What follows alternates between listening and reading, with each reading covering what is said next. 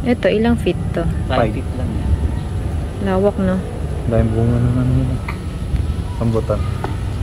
Hindi yan binamimigay, sir. Kaya maganda dito. Parang tago.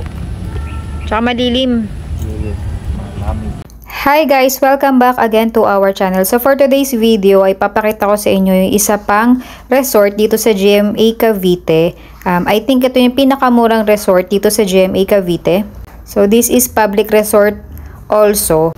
Kaya lang medyo looban po siya. So ayan, may malapit na restaurant din po dito sa public resort na pupuntahan natin. So para sa mga magko-commute, bababa kayo ng GMA Terminal, then sasakay po kayo ng tricycle, sasabihin nyo po is Pasong Saging. Yung public resort sa Pasong Saging. Hindi ko lang po sure kung magkano yung pamasahe ngayon ng tricycle papunta po dito. So, ito yung B. Milagrosa Resort. Pero usually mas kilala siya sa Pasong Saging Resort. Medyo looban yung lugar, liblib. Pero ang good thing is presko kasi napapalibutan ng maraming puno. So, meron sila ditong day swimming and night swimming. Day swimming is 8 AM to 5 PM while night swimming is 1 PM to 9 PM. So, ito yung sample ng cottage nila. 500 pesos daw po yan. Good for 1 to 20 people. So, marami silang mga cottages dito.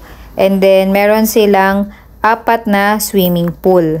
So, yung rate po ng day swimming na 8 AM to 5 PM is 100 per head per adult and kids na 3 feet and above.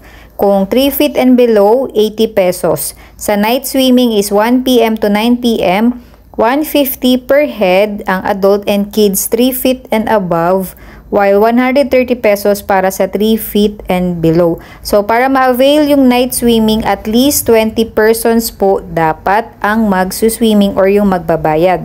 Then, for overnight swimming, 7 PM to 4 AM, 180 per head para sa adult and kids 3 feet and above, while 3 feet and below is 160 per head. Pero dapat 30 packs po ang inyong babayaran para ma-avail nyo po yung overnight schedule.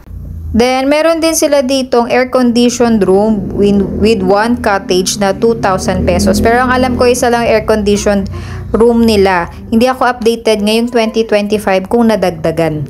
So, ito yung pinakamalaking pool nila dito. 5 feet po ito. And then, hindi siya ganun ka-solar or hindi siya ganun ka-ignite kasi meron siyang, di ko alam yung tawag dyan sa net na yan, pero nagpo-provide siya ng shade. Tapos, marami din kalamansi na nakatanim, nakapalibot. Pwede naman kayong manghingi doon sa caretaker para kung kailangan nyo ng sausawan.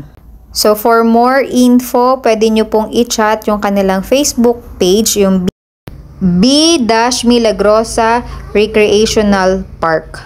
So, for me, marirecommend ko din itong resort na to kasi mura na siya at hindi ganoon kainit yung lugar. So, meron din silang tindahan dito kung may mga kailangan pa kayo. And allowed naman po na magdala kayo ng inyong mga food.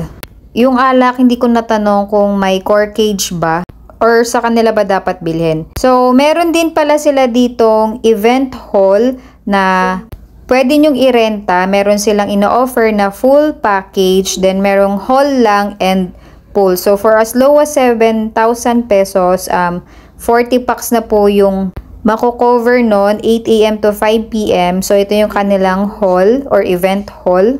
May kasama ng video kit, tables and chairs, then may access to pool area for 40 packs, 7,000 pesos. So, for more info, pwede po kayo mag-chat sa kanila. Then, ito po yung kanilang air-conditioned kubo.